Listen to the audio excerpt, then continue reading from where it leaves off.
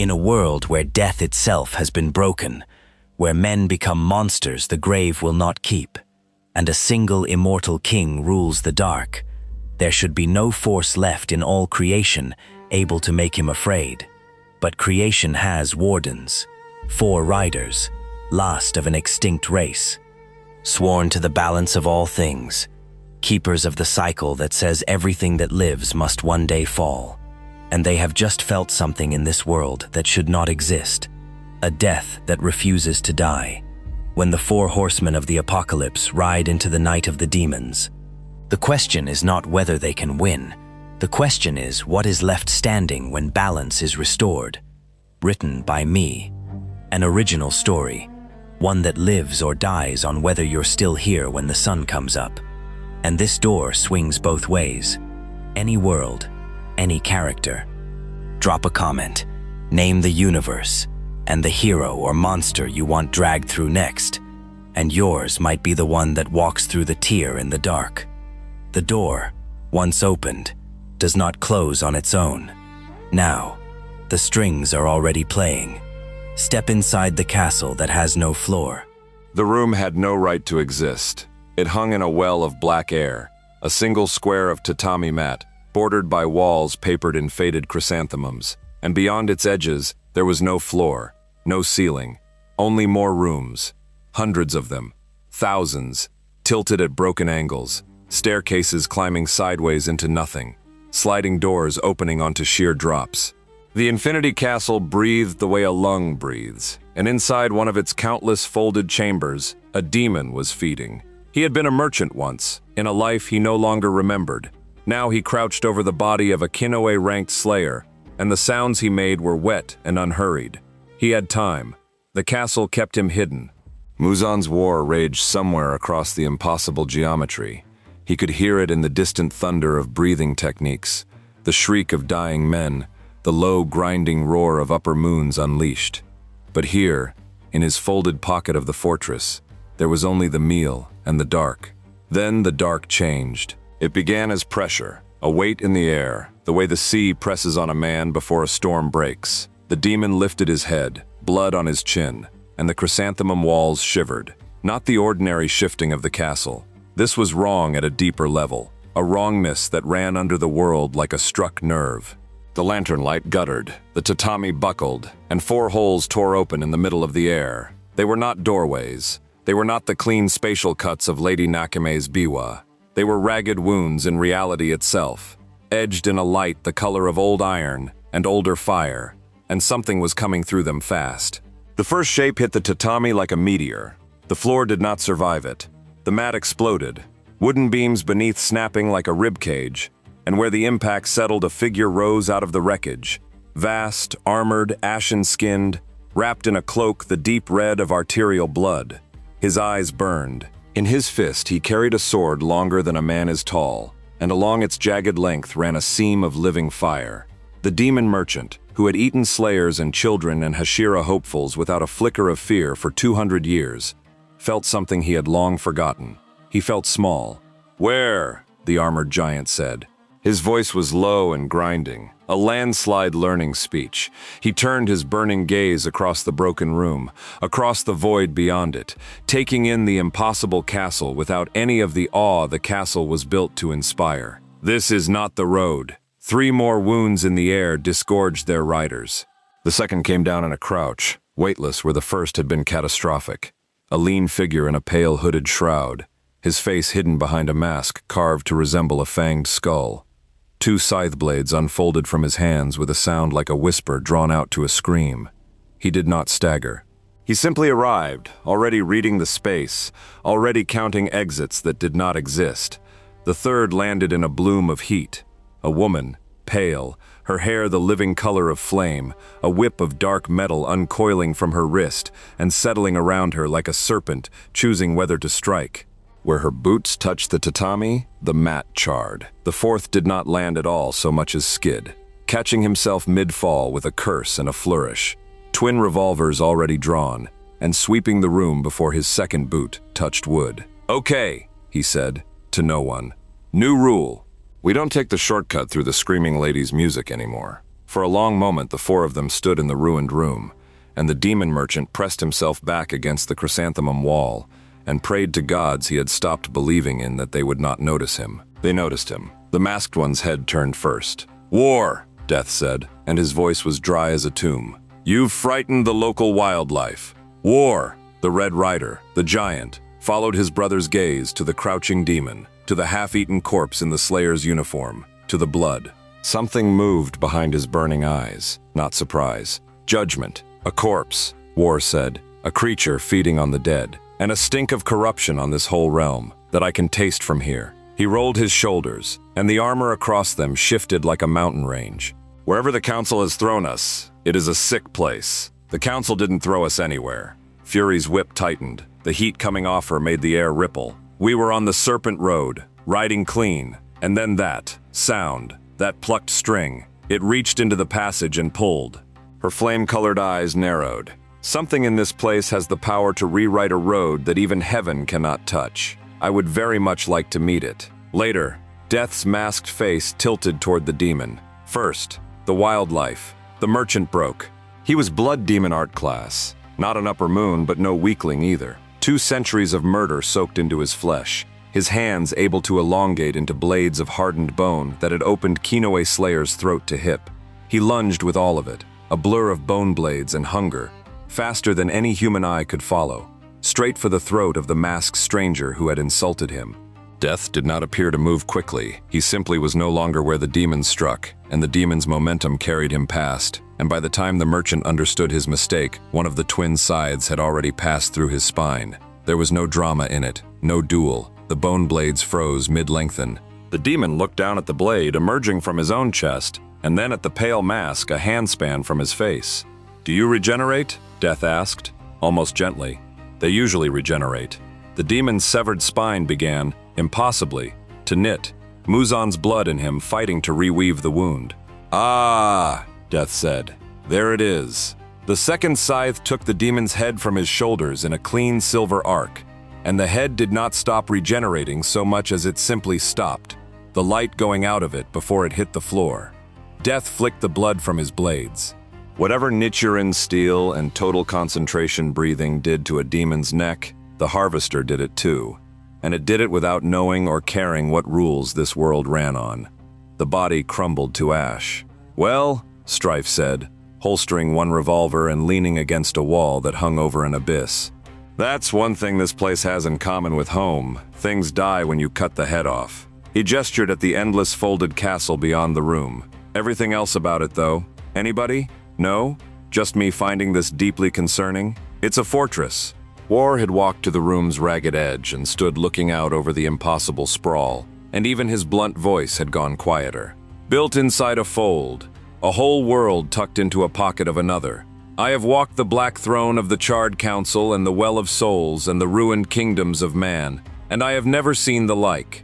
He turned back. "This was made, deliberately, by something patient, and full of these." Fury nudged the ash with the toe of her boot. "Not human, not angel, not demon, not any demon I know. Something else, a corruption that walks." She looked at Death. "You felt it when you cut him. That wasn't hell's rot. That was closer to us," Death finished. The mask hid his face, but something in the flatness of the words carried a chill.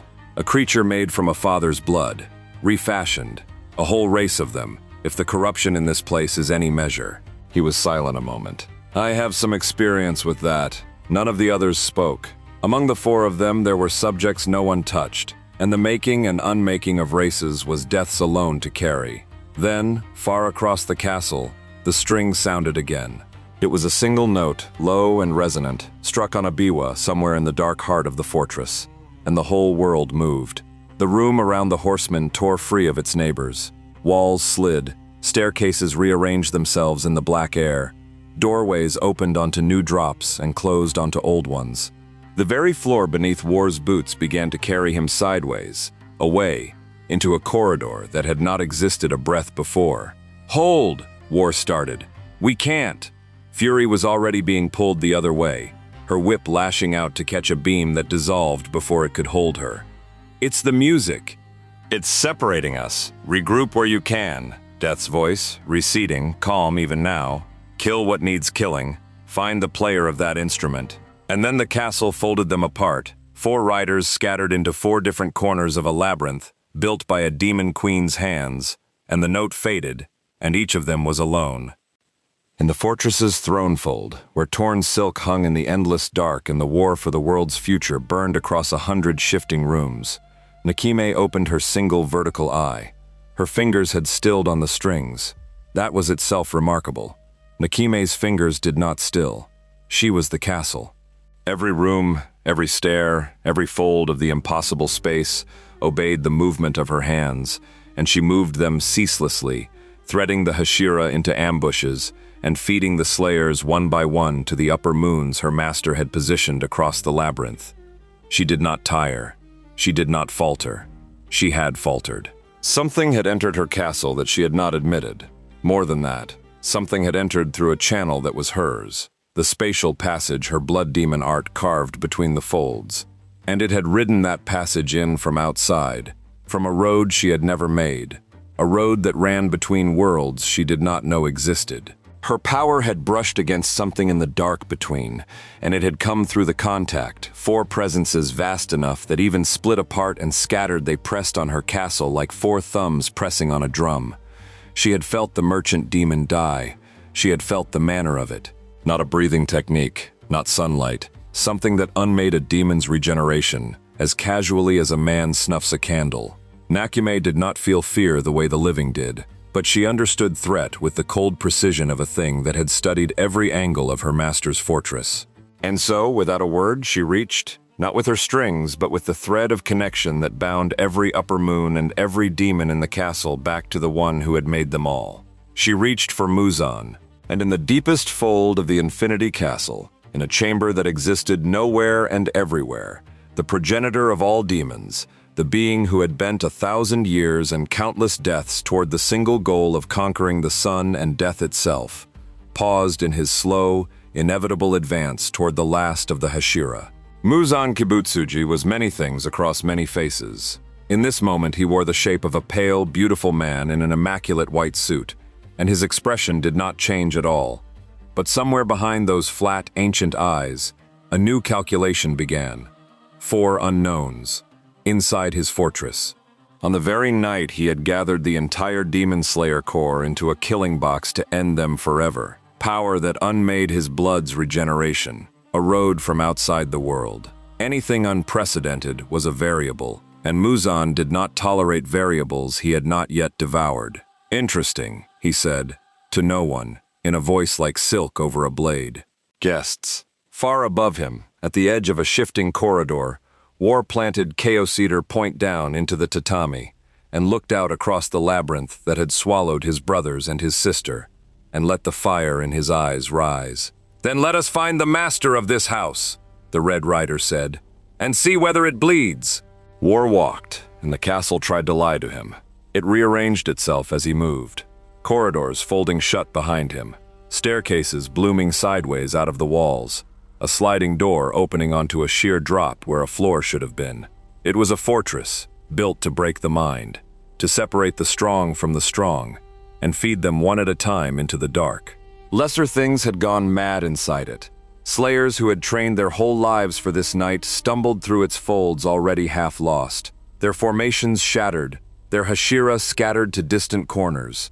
War was not built to be broken by architecture. He did not run. He did not panic at the shifting geometry or waste his breath calling for his siblings across the void. He simply chose a direction, toward the noise, toward the low, continuous roar of battle bleeding through the folds. And when the castle put a wall in his way, he put Chaos-eater through the wall. The blade came out the other side, trailing splinters and a seam of fire, and the room beyond it screamed and reknit itself, and War stepped through the wound he had made and kept walking. Behind him, in the throne fold, Nekime's fingers twitched against her strings. Every fold she raised, the red giant simply cut. It was like trying to redirect a river by putting up paper. She stopped trying to trap him. She began, instead, to steer him, because there was one place in the castle she could deliver him, where the problem of him became someone else's.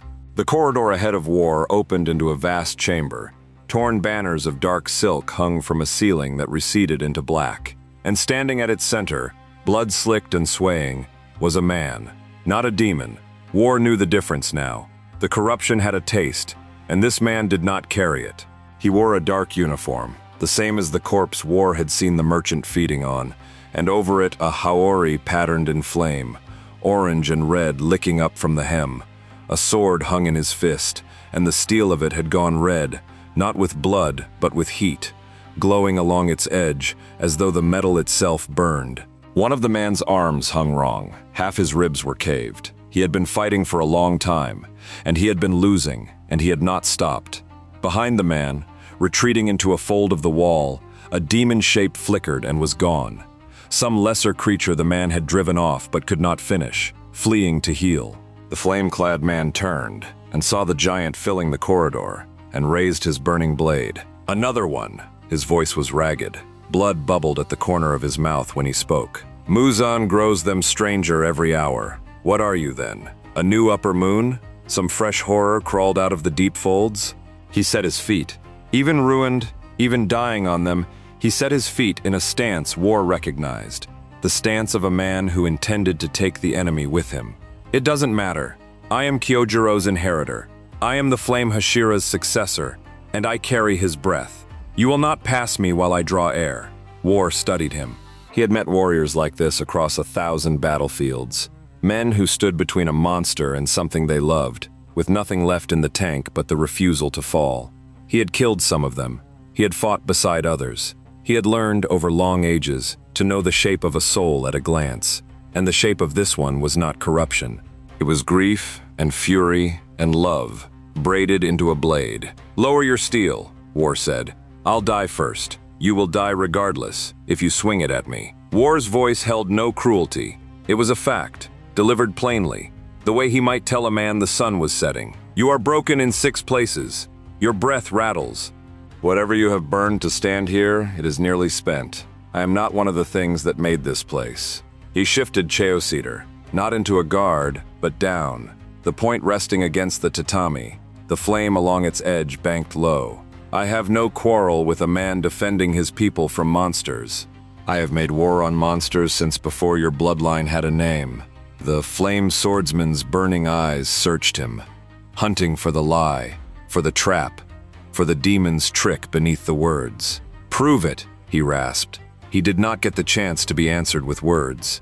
The demon returned. It came the way they all came in this place, fast, from a direction that should not have existed, a fold of the wall peeling open and a shape of teeth and reaching limbs pouring through at the swordsman's exposed back. It had judged its moment perfectly. The Hashira's successor was half turned toward War, his ruined body already at its limit, his guard split between the giant and the wall. A lesser demon, yes, but a lesser demon striking a dying man from behind kills as surely as a great one. War moved. For all his size, he moved the way an avalanche moves. Not gracefully, but totally, the whole mass of him committing at once. Chaos-Eater came off the floor in a rising arc that crossed the entire width of the chamber, and the fire along its edge woke to a roar, and the blade met the lunging demon in the air and did not slow. The demon came apart, not cut, unmade, the great sword's fire pouring into the wound so that the two halves were already burning to ash before they finished separating. The creature had time for a single note of a scream. Then there was only settling gray dust, drifting down through the torn banners, and the flame swordsman standing frozen with his burning blade, half raised at an enemy that no longer existed. Silence. The successor stared at the ash, then at the giant who had put himself between a stranger and a killing blow, who had crossed a room in a heartbeat to do it, who had asked nothing first. You caught it, he breathed. You saw the fold open before I did. No human sees the castle shift that fast. Not even the Hashira. Slowly, the red drained from his blade as his breathing eased, the steel cooling from ember to dark. He did not lower his guard entirely. A Hashira's successor did not survive to this night by trusting easily, but he lowered it. Kyojiro always said the strongest thing a person can do is stand between the weak and the dark. A crooked, blood-flecked smile. I suppose I don't get to be picky about who stands beside me tonight. No, War agreed. you do not. Rengoku, Senjuro. He touched his own chest with the flat of his blade. A warrior's introduction. The flame Hashira's brother. His heir. War. Senjuro almost laughed, and the laugh turned into a cough that brought up more blood. Of course that's your name. He wiped his mouth. Then, war. If you truly mean what you say, if you make war on monsters, you've arrived in the worst and most necessary hour this world has ever known. Muzan Kibutsuji has gathered every demon he commands into this castle. The entire core is inside these folds. Right now, dying room by room. The upper moons walk free. And at the heart of it all sits the one who made every demon that has ever fed on a human throat. His hand tightened on his hilt. If you have the strength I just watched you use, then for the love of everyone still breathing in here, turn it on him. War looked out through the folds Senjuro's dead attacker had opened, out into the endless labyrinth where his brothers and sister were scattered, where the roar of the great battle bled up from below. My kin are somewhere in this fortress, War said. Death, fury, strife, scattered by the same string that pulled us in. He rolled his shoulders, and Chaos Eater's fire climbed. We are four. We do not lose wars by being four. Point me toward the heart of this place, swordsman. I mean to cut it out. Somewhere below, in a fold Nakime had chosen with care, Strife was having a much worse time than his brother. Not because he was losing.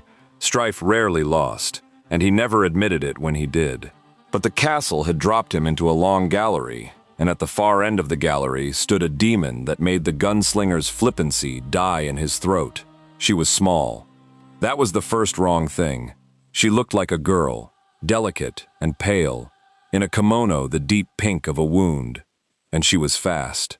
Not fast like a quick draw is fast. Fast like a thought. She crossed half the gallery between one of Strife's blinks and the next, and only the fact that he had already been moving, sidestepping on instinct because paranoia had kept him alive across a war older than this world, saved his head from her claws. Oh, Strife said, both revolvers up, backpedaling, putting rounds downrange in a rolling thunder that filled the gallery with muzzle flash. Oh, I do not like you at all. The demon girl flowed through his fire, not around it, through it. Her small body bending at angles a body should not bend. The bullets that should have cored her instead punching holes in the wall behind where she had been a half instant before. Mercy and redemption were the finest hand cannons ever forged in the fires of the nether, blessed to wound things that could not be wounded. And Strife put a dozen rounds into the space she occupied and hit her exactly none of the times. Muzan-sama warned us, the demon girl said, and her voice was sweet and small and utterly empty. She tilted her head, studying him the way a cat studies a beetle it has decided to disassemble. New things in the castle, things from outside. Her claws lengthened. He said to test them, to learn what they are, to learn how they die. She smiled. I do so love learning. Strife stopped backpedaling. He had spent the first 10 seconds of this fight doing what he always did, running his mouth, reading the enemy, filing away the shape of the problem while he made himself look like the least serious man in the world. He had the shape of it now. She was faster than his aim. Fine. He had fought faster. Yeah, Strife said, and something under his flippant tone went cold and professional and old. Here's the thing, sweetheart. You've been testing me for 10 whole seconds. He thumbed both hammers back. Around him, the air began to shimmer, the ammunition in his revolvers changing, the rounds shifting from lead to something that glowed. You want to know what I am? I'm the guy who's been reading you the whole time, and you've got to tell. The demon girl blurred forward. Strife did not aim where she was. He aimed where the last 3 attacks had taught him she'd be, and he emptied both revolvers into that patch of empty air a quarter second before she arrived in it. She ran directly into the volley. In the deepest fold of the castle, Muzan Kibutsuji received his answers. Nakime's connection carried them to him as sensation more than words. The merchant dead, unmade. A lesser demon burned to nothing by the red giant. His little inheritor demon, one of the swifter of his newer creations, meeting an obstacle in the masked gunman that she had not yet solved. Muzan processed all of it in the space between 2 steps. 4 intruders, not slayers, not anything born of this world. Power that unmade his regeneration. That alone made them worth his full attention, because in 1,000 years, only two things had ever threatened his regeneration, and both of them were problems he had spent centuries and countless lives working to solve. Now a fifth thing had entered his fortress, on the single most important night of his long existence, and it wielded that same unmaking as casually as breathing. He should have been troubled. Instead, standing in the dark with the last Hashira somewhere ahead of him and the whole core dying in his walls, Muzan felt the closest thing his ancient, hollowed-out being still felt to appetite. Power that unmade death. Riders who crossed between worlds. If he could not devour it, he would need to erase it, quickly and completely, before it could turn its unmaking on him. But if he could devour it, if he could take that road between worlds, that death unmaking, into his own cells the way he had taken 1,000 blood demon arts before, then perhaps the sun would not matter at all. Perhaps he would not need the blue spider lily. Perhaps he had just watched his final obstacle walk into his home and offer him its throat. Nakime, Muzan said, into the dark, and every demon in the castle felt the weight of his attention shift. Bring them to me, not together, one at a time. Wear them down through the folds. Feed them upper moons if you must. His pale face was serene. I will meet the survivor myself. Far above, war's fire lit a corridor, and Senjuro's ragged breath steadied at his side, and the two of them turned together toward the heart of the house. And somewhere between them, the biwa string sounded again, and the whole world began, obligingly, to fold. The demon girl ran into Strife's volley, and for the first time in 200 years, something hurt her. The glowing rounds punched through her small body, not lead, not blessed steel, but something older, ammunition forged in fires that predated her master's first breath, rounds that did not care what regeneration a thing possessed. She staggered. Black blood sprayed across the gallery's torn silk, her pretty empty face contorted, and the sweetness fell off it like a mask sliding loose. "You!" she hissed, and the wounds began to close, Muzan's blood in her fighting to reweave the damage. "What are those?" "Bad news," Strife said, and reloaded without looking, hands doing the work while his eyes stayed locked on her. "See, that's the thing about being the one who never gets taken seriously. Nobody watches me close enough. My brother War walks into a room, everybody braces. Death shows up, everybody prays." He snapped the cylinders shut. "Me? I get 10 seconds to figure out exactly how you move." He raised both revolvers. "And you gave me 12. She came again, but she came hurt now. A fraction slower, and a fraction was all Strife had ever needed." He read the flinch in her ruined shoulder, the way the wound pulled her leading claw a hair offline, and he stepped inside it. Mercy against her ribs. Redemption under her jaw. 2 rounds at contact distance, into a body that could not regenerate fast enough to matter. The demon girl came apart in the dark, and her last expression was not sweetness and was not hunger. It was surprise. The pure, childlike surprise of a creature that had never once, in 2 centuries, imagined it might lose. Strife stood in the settling ash and let out a long breath. "Yeah," he muttered. "Learning's a two-way street, sweetheart." A sound behind him. He spun, both guns up, and found a boy. Not a demon, a slayer, young, in the dark uniform, one arm in a makeshift sling, and a chipped sword in his good hand. He had been hiding in a fold of the gallery, cut off from his squad, listening to a gunfight he could not comprehend. And now he stared up at the masked stranger with wide, exhausted eyes. "You killed her," the boy whispered. "That was Upper Moon. No, she wasn't ranked. But she was strong. She killed my whole squad in the first minute, and you," he swallowed. "What are you?" Strife looked at the kid, at the sling, the chipped blade, the way the boy's legs were shaking and the way he'd raised his sword anyway. Something in the gunslinger's flippancy gentled. "Somebody who's on your side, kid," he said, holstering, "which near as I can tell makes me a rare commodity in this house." He crouched to the boy's level. "Now, you're gonna stop pointing that letter opener at me, and you're gonna do the single most useful thing anybody's done for me all night. You're gonna tell me which way is down. Because there's a whole lot of noise coming up from below, and where there's noise, there's my family. And where there's my family," he stood and his voice went cold and certain, "there's the end of whoever's running this place." Fury was not looking for family. Fury was looking for a fight. And the castle, obligingly, gave her one.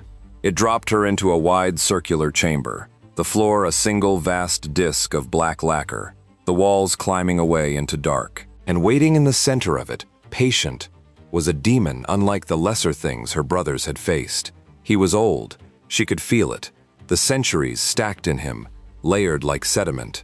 He wore the tattered remnants of clothing from a dynasty 1,000 years dead, and his flesh was marked with the sign of an upper moon. Where the demon girl had been fast and empty, this one was still and vast, a mountain that had learned to wear a man's shape. And when he looked at Fury, his ancient eyes held something the lesser demons had lacked entirely: curiosity. Real, patient, terrible curiosity. "Nakame's strings brought me a foreign thing," the upper moon said. His voice was quiet and immense. "Muzan-sama wishes you studied. Broken and studied." He tilted his head. "You are not a slayer, not a demon. Your soul burns wrong. 3 colors, fighting each other inside one body." Something almost like appetite moved in him. "I have consumed the arts of many. I have never consumed a thing like you. I wonder what your power would taste like, added to mine." Fury's whip uncoiled and settled around her, alive, waiting. "You want to know what I taste like?" She smiled, and there was no warmth in it, only fire. "Every monster I've ever put down wanted the same thing: to eat me, to take what I am and wear it." Her hair lifted, flame bright, and the temperature in the chamber climbed. None of them managed to swallow. You know why? The upper moon watched her, unhurried. "Because I'm not the meal," Fury said. "I'm the Reaper's sister." She struck first, and she struck to kill. Scorn lashed out, the living whip shifting mid-strike into a blade of coiled force, and it crossed the black chamber at the upper moon's throat. And the ancient demon caught it. Not dodged. Caught, his hand closing around the burning whip, his flesh searing and instantly re-knitting, and he pulled, dragging Fury off her feet and across the floor toward him with a strength that belonged to something that had been strong for 1,000 years. Fury did not resist the pull. She rode it. She came in fast on the drag, faster than the demon expected, and mid-flight her hollow form shifted, flame to force, the whip reshaping again, her whole body wreathing in a corona of crushing power, and she drove a fist wreathed in that force straight into the ancient demon's chest. The blow landed like a falling star. The upper moon folded around it, ribs the density of iron shattering inward, and he was hurled the full width of the chamber to crater into the black lacquer wall. Silence. Then the demon peeled himself out of the crater, and where the wound gaped in his chest, the flesh was already crawling back together, and he was smiling. "Yes," the upper moon breathed, and centuries of patient hunger lit behind his eyes. "Yes. A power that strikes like the wrath of heaven itself." He rolled his ancient shoulders, and around him the air began to warp as his true blood demon art woke, the chamber itself bending to his will, the black floor rippling, gravity itself beginning to lean. "Fight me, foreign thing. Fight me with everything, and let me learn every color of you before I take them all." Fury spat blood, grinned back through it, and the fire around her roared up to fill the chamber. "Oh, you old horror," she said. "You are going to regret being this interested in me." They met in the center of the chamber, and the whole black disk of the floor cracked from wall to wall. In the deepest fold, Muzan watched through the thread that bound his creations to him, and he was no longer amused. 3 of his demons dead.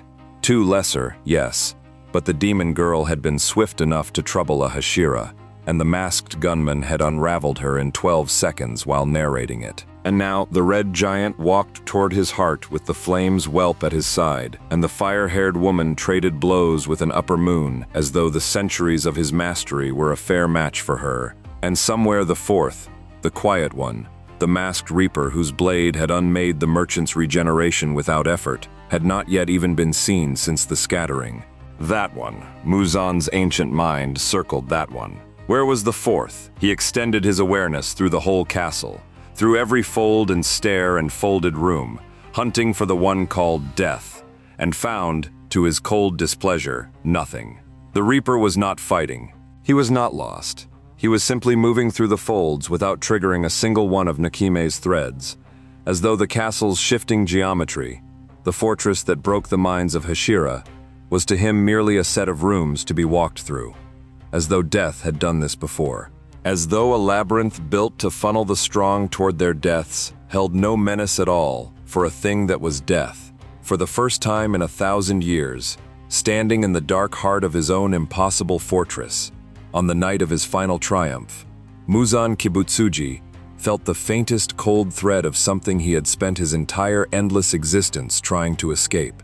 He felt hunted. "Nakime," he said, and his silken voice had lost its serenity. "Where is the fourth?" And from her throne of strings, for the first time, the demon who was the castle answered with two words that no servant had ever needed to speak to Muzan before. "I cannot see him." The black chamber was no longer a chamber. Fury and the upper moon had unmade it between them. The lacquered floor had cracked into drifting islands, gravity leaning drunkenly where the demon's blood demon art warped the space, and the two of them fought across the ruin of it, the fire-haired Nephilim and the thousand-year mountain, trading blows that would have leveled a city block, each one landing, each one answered. And Fury was learning something she did not like. She could hurt him. She had hurt him, shattered his ribs, burned him to the bone, put him through a wall. But every wound closed. Every time she opened him, the flesh crawled back. And every exchange he came back a fraction wiser, reading her hollow shifts, learning the tells of flame and force and storm. He was doing exactly what he had promised. He was studying her, mid-battle, with the patience of something that had 1,000 years and did not fear a clock. "You shift between three forms," the upper moon observed, catching her flame-wreathed strike on a forearm gone iron-hard, the impact cratering the drifting island beneath his feet. "Fire to break my guard, force to break my body, and a third you have not yet used." His many-eyed gaze fixed on her. "Storm, you are saving it, waiting for the moment I overcommit." A terrible, patient smile. "I will simply not overcommit." Fury landed on a drifting shard of floor, chest heaving, and for the first time all night, doubt licked at the edge of her fury. He was right. That was the problem. He was right, and he was old, and he did not tire, and she was pouring the wrath of heaven into a thing that healed faster than she could break it. This was a war of attrition, and attrition was the one battlefield where 1,000 years beat raw power. She needed to end it, and she could not end it alone. Fury was proud. Fury had never, in the whole long span of her existence, called for help in a fight. "Strife!" she roared into the folding dark. "You freckled idiot, if you can hear me, now would be the hour." The upper moon's smile widened. "Your kin cannot reach you. Nakime's castle keeps you Seppa." The wall behind him exploded. Not folded, not cut. Exploded, a section of black lacquer blown inward in a spray of debris and muzzle flash, and through the breach came a rolling thunder of gunfire, glowing rounds hammering into the upper moon's back, staggering him, and behind the fire came a masked gunslinger walking backward through his own breach with both revolvers blazing, and a young slayer clinging to his coat. "You screamed my whole stupid nickname," Strife called, cheerful, still firing. "I'm gonna need you to know that I heard the freckled idiot part specifically. Then do something useful with the part that heard it. On it." And here was the thing the upper moon had not accounted for, the thing his 1,000 years of solitary mastery had never had to learn. The Horsemen fought as one. Strife did not aim to kill. His rounds could not outpace this thing's regeneration, and he knew it. He aimed to pin. He walked his fire across the demon's joints, his knees, the tendons of his ankles, a dozen rounds a second, forcing the ancient thing to spend its regeneration on staying upright, robbing it of the fraction of a second it needed to read Fury's next shift. And in that fraction, that single stolen fraction where the upper moon's attention split between the gun and the flame, Fury used the third form, Storm. The corona around her changed color, and the drifting chamber filled with a sound like the sky tearing, and the wrath she had been holding back all fight uncoiled at once. It was not fire, and it was not force. It was both, braided with something faster, lightning given a Nephilim's rage to ride, and it crossed the distance to the upper moon before his 1,000 years of reflex could tell his body to move. She did not strike his body. She had learned, over the long exchange, exactly what he was. A thing that healed anything she broke. So she did not aim to break him. She aimed to unmake the space he stood in, driving the storm-wreathed strike not into his flesh, but into the warped geometry of his own blood demon art, into the leaning gravity and folded distance he had woven around himself, and she collapsed it. The demon's own bent space snapped straight all at once, 1,000 tons of warped reality releasing in a single instant, and it caught the upper moon in the heart of its unwinding and tore him into every direction at once. Regeneration cannot reweave a body scattered across collapsing space. The upper moon had one moment of pure, ancient astonishment. The astonishment of a thing that had studied its enemy flawlessly and been undone not by strength but by the one weapon it had never faced, 3 foreign souls fighting as a single mind. And then the space he had ruled for the length of the battle finished collapsing, and there was nothing left of him at all to study. Silence rolled back into the ruined chamber. Fury dropped to one knee, storm guttering out of her, spent to the bone. Strife crossed to her, boots crunching on debris, the young slayer trailing wide-eyed behind him. "You're welcome," Strife said. "I called your name," Fury rasped. "That's as close to thank you as you're getting for a century. I'll take it." He hauled her up by the arm. "Come on, war's close. I can hear something big burning 2 folds over, and there's only one person I know who fights like a house fire with opinions." He glanced at the kid. "You still with us, Slayer?" The boy stared at the ash that had been an upper moon, a monster that the greatest swordsmen of his world spent their lives failing to kill, scattered by 3 strangers in the space of a single fight. "I don't have anywhere else to be," he whispered. 2 folds over, War and Senjuro cut their way into the same ruin. War had carved a straight line through everything Nakime threw at him. Lesser demons, folding walls, dead ends that became walls became floors, and Senjuro had fought at his side with the last of the flame breath in him, the 2 of them leaving a trail of ash through the impossible castle. And when the wall between the folds came down and War saw his sister on her feet and his brother beside her, something in the red giant's grim face eased by a fraction. 3, War said. 3, Fury agreed. The Reaper? Not seen. War planted Chaos-eater. But if I know death, he is exactly where the trouble is worst, and taking his time about it. "That," said Fury, "is the most reassuring and most terrifying thing you could have said." Death was, in fact, exactly where the trouble was worst. While his siblings had fought their way through the castle's teeth, while War carved and Fury raged and Strife outthought a thing that could not die, death had simply walked. The folding labyrinth that shattered the minds of Hashira had unfolded itself before him like a servant. Because Nakime could not see him, and what Nakime could not see, she could not fold against. He had drifted through the fortress unnoticed and unhurried, past dying slayers and feeding demons, down and down toward the single presence in the castle that pulled at him like a lodestone. He knew corruption. He had spent longer than any of his siblings in the company of the dead and the things that fed on them, and every step deeper into the castle brought him closer to the source of the rot, the one from whom all of it flowed, the father whose blood ran in every demon in these walls. Death had unmade a race of his own once. He knew, better than anything else in creation, exactly what he was looking at. He found Muzan in the deepest fold. The progenitor stood in a chamber of endless dark, pale and immaculate in his white suit, and he had turned to face the empty air a full breath before death arrived.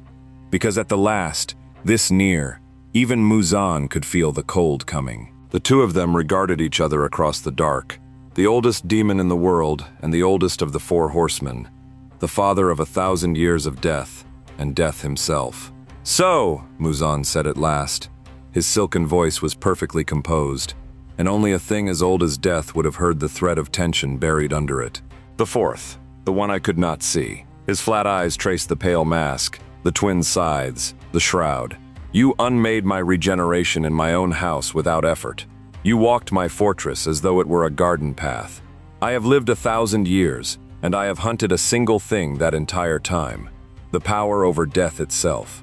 Something almost reverent, almost hungry, crossed his ancient face. "And you walked into my home carrying it like a tool." Death said nothing. "I could take it from you," Muzan continued, and now the hunger was undisguised. "Everything you are, your road between worlds, your dominion over death. Added to mine, I would need no blue spider lily, no sun to conquer. I would simply be beyond death, beyond the day, beyond every limit that has ever caged me." He extended one pale hand. "Give it to me willingly, and I will let your siblings leave this world alive. Refuse, and I will take it from your corpse and hunt them through the folds one by one." For a long moment, death did not move. Then, slowly, the pale Reaper reached up and drew back his hood and lifted away the fanged bone mask and let the father of demons look upon the face beneath. Whatever Muzan saw there, in the eyes of the one being in all of creation who had done, on a scale that dwarfed anything Muzan had ever dreamed, exactly what Muzan had spent 1,000 years trying to do. The progenitor of all demons went, very slightly, still. "You've built 1,000 years," Death said, and his voice was quiet and dry and utterly without fear, chasing the one thing you were most afraid of. "You made an entire race to outrun death." He set the mask aside. "I am death, and I unmade my own race with these hands, and I have carried it every step since. So believe me, Muzan Kibutsuji, when I tell you the one true thing you have never once let yourself hear." He raised the harvester, and both blades unfolded with a whisper drawn out to a scream. "There is no outrunning me. There is only how you meet me." The Reaper's eyes were cold and ancient and almost kind. "And you have met me very badly." Muzan Kibutsuji, who had never in 1,000 years faced a thing he could not eventually devour or flee, looked into the face of the oldest of the Horsemen, and for the first time since he had become what he was, for the first time since a doctor's failed cure had made him deathless in the dark, he decided to run. He struck at death with everything at once. 1,000 years of accumulated blood demon arts, the whole monstrous arsenal of the Demon King, unleashed in a single instant to buy himself the half-second he needed to fold away into the castle and vanish. And the whole fortress shuddered, because far above, 3 riders and a flame's heir had just felt the deepest fold of the castle light up like a struck match, and they turned as one toward the heart of the house. "There," War said, fire climbing Chaos-eater's edge. "There he is!" Muzan's arsenal broke against death like surf against a cliff. 1,000 years of stolen blood demon arts, the whole monstrous inheritance of the Demon King, whips of hardened flesh, clouds of cellular poison, tendrils that split the air faster than sight. All of it converged on the pale Reaper in a single annihilating instant, enough to unmake a Hashira 100 times over. Death was not there when it landed. He had moved on the first flicker of Muzan's intent, reading the strike before it formed the way he read every death before it came, and the killing storm passed through empty dark. And in the half-second Muzan had bought himself. The half-second meant to carry him folding away into the safety of his own labyrinth. The Demon King reached for the thread that bound him to Nakime, for the castle's power to swallow him and hide him and spit him out 1,000 folds away. The thread did not answer, because Nakime, at her throne of strings in the deep dark, had gone rigid, every one of her senses screaming that the fourth intruder now stood inside the one fold she had kept hidden even from her master's enemies, the deepest sanctum, and that meant her castle had already been walked to its heart by a thing she still could not see. And if it could reach the center unseen, then there was no fold anywhere in her fortress that was safe. And for the first time, the demon who was the castle understood that the labyrinth she had built to trap the world's strongest had become a box, with all 4 of the newcomers converging on its center and her master at the bottom of it. And in that instant of the castle's mistress faltering, the folds stopped obeying. Muzan reached to vanish, and the castle did not fold, and he was still standing in the deep dark facing death when the far wall came apart. War came through it like the end of the world. Chaos-eater led, fire roaring the full length of the blade, and behind the great sword came the red giant at a dead charge, and behind him poured the rest. Fury wreathed in the last of her storm. Strife's revolvers already up and barking. Senjuro with the flame breath flickering weakly around his ruined body. The young slayer white-faced at the rear. The heart of the Infinity Castle, the sanctum Muzan had never once needed to defend, filled all at once with the thing he had spent the entire night failing to erase. All 4 horsemen, together, at the center of his house. Muzan Kibutsuji had faced armies. He had faced the entire Demon Slayer Corps this very night, and been unbothered. He had spent 1,000 years as the single most dangerous thing in his world, and he had never, not once, been afraid. He looked at the 4 of them, and he was afraid. "You cannot," he said, and for the first time the silk in his voice cracked. "I have conquered death. I have made myself deathless. I cannot be—" "You made yourself hard to kill," Death corrected, and the Reaper's quiet voice cut through the dark cleaner than any blade. "That is not the same thing. Nothing that lives is the same thing. He stepped forward, and his siblings moved with him, the four of them closing around the Demon King like the 4 points of a shrinking cage. You want to know the difference between what you built and what I am, Muzan? I'll show you. It only takes a moment. It always only takes a moment. Muzan did the only thing left to a cornered thing that had spent 1,000 years surviving. He stopped trying to flee, and he attacked to win. Everything he had, the full and final unleashing of the Demon King, his body erupting into a monstrous storm of flailing mouths and reaching limbs and cellular fury, the true form beneath the beautiful man, a thing of raw appetite the size of the sanctum itself. He struck at all 4 of them at once, because he had seen that separately they had beaten his upper moons and together they had cornered him, and his only path out was to unmake all 4 before they could bring their strength to bear as one. And the Horsemen answered as one. It was not 4 fighters. It was one weapon with 4 edges. Strife's fire came first, not to kill again, but to pin, his glowing rounds walking across the writhing mass, forcing Muzan's endless regeneration to spend itself sealing 100 wounds at once, robbing the Demon King of the speed that was his oldest defense. Where Muzan flinched from the gunfire, Fury was already there, the last of her storm driving into the flailing limbs, not to break the flesh that would only heal but to stagger the vast body, to rob it of its footing, to make the mountain lean. And where the mountain leaned, off balance and bleeding light from 100 pinning wounds, war struck.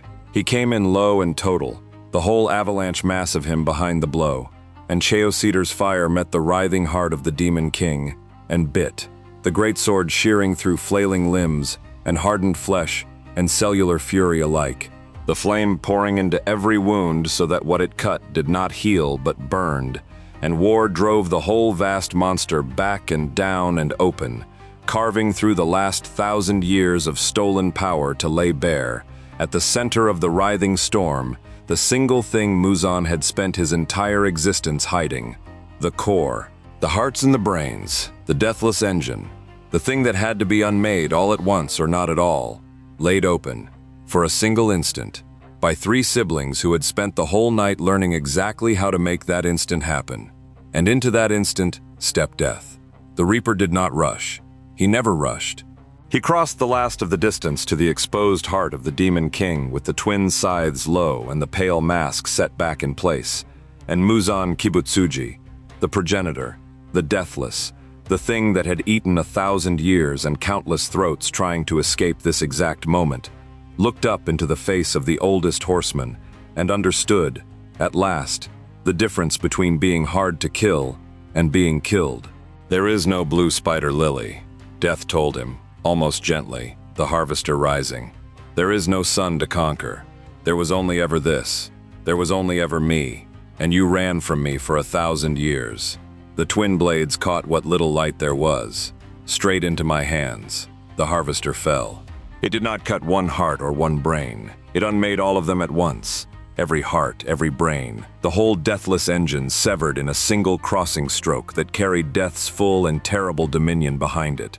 The power that had unmade an entire race, brought to bear on the single most death-defying thing this world had ever produced. And Muzan Kibutsuji, who had conquered death for 1,000 years, finally met it. There was no scream. There was no long unraveling. There was only the Demon King's vast form going still all at once, the flailing mouths falling silent, the cellular fury guttering out, and then the whole monstrous mass beginning, from its severed core outward, to turn to ash.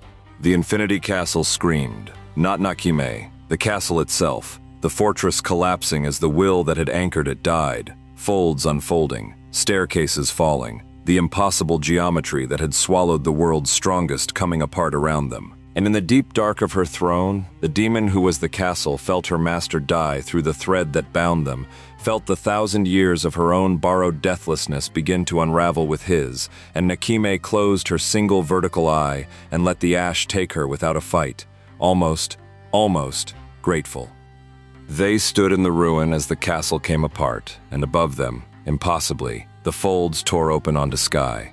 Gray light, the faintest gray of the hour before dawn, pouring down through the collapsing fortress, as its walls fell away and the trapped remnant of the Demon Slayer Corps, the survivors, the ones who had lived through the killing box, spilled out onto a hillside beneath an open, brightening sky. And here, at the very last, the world's oldest constraint made itself known. The dawn came, the true sun crested the far hills, and its light swept across the hillside, and the last few demons that had survived the castle's fall shrieked and crumbled to ash where they stood, undone by the single weakness their king had spent 1,000 years trying to escape. The sunlight swept over the horsemen too, and it did nothing. War stood in the full light of a sun that had just turned demons to ash, and it was only warmth on his ashen skin. Fury lifted her face to it, storm spent and bloodied, and the dawn was only dawn. Strife holstered his revolvers in the growing light, and Death drew his hood back down against the glare the way a traveler shades his eyes, no more troubled by the sun that ruled this entire world than by a bright morning on any of the 1,000 battlefields behind them. The surviving slayers stared. Senjuro, on his knees in the grass, watched the four strangers stand untouched in the light that was death itself to the things they had just destroyed, and something in his exhausted face broke open into wonder. "The sun," he breathed. It does nothing to you. It never could. You were never bound by any of it. Not the folds, not the blades, not the night." A ragged laugh. "You walked into the worst hour our world has ever known, and none of the rules that make it a nightmare were ever yours." "No," War agreed, watching the dawn climb. "They were not. Then." The young slayer, the one Strife had carried through the folds, stepped forward, wide-eyed. "You could stay. You could. There are other demons, other horrors, all across." "No." It was Death who answered, quiet and certain, and the finality in it closed the door gently. "Your world has its own reapers now. It fought its own war tonight, and it won it, and the winning has to be yours." He looked at the survivors, the ragged, bleeding, living remnant of a corps that had walked into a killing box and walked back out into the dawn. "It was never our road. We were only ever passing through." Fury was already looking up past the collapsing last folds of the castle, to where the tear that had pulled them in still hung faintly in the brightening sky, the ragged wound edged in old iron and older fire, waiting. "The road's still open," she said. "The screaming lady's music pulled us off it." "With her gone," she nodded at the tear. "It's ours again," Strife sighed. "Back to the Serpent Road. You know, I liked this place. Nobody here knew to underestimate me yet." He tipped an imaginary hat to the young slayer. "Stay sharp, kid. You've got the makings." War turned to Senjuro one last time. The flame's heir pushed himself upright, swaying, and met the giant's burning eyes, and did not look away. "Kyojuro was right," War said. "The strongest thing a person can do is stand between the weak and the dark." He set Chowcedar across his back. "You did it all night, broken, against things that should have killed you. When the next dark comes, and it will come, stand there again. That is the whole of it. That is the only war that ever matters." Senjuro bowed, low and full, the bow of a swordsman, to something he would tell his grandchildren about, and never quite make them believe. The four horsemen turned toward the tear in the brightening sky. They rose toward it.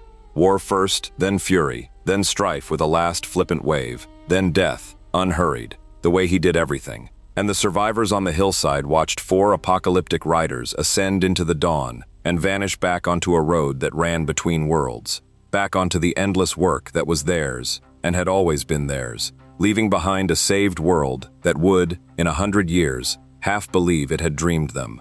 The tear closed, the sun climbed, and on the hillside where the Infinity Castle had fallen, the survivors of the Demon Slayer Corps stood together in a dawn that had cost everything and been won all the same, and turned, at last, toward home.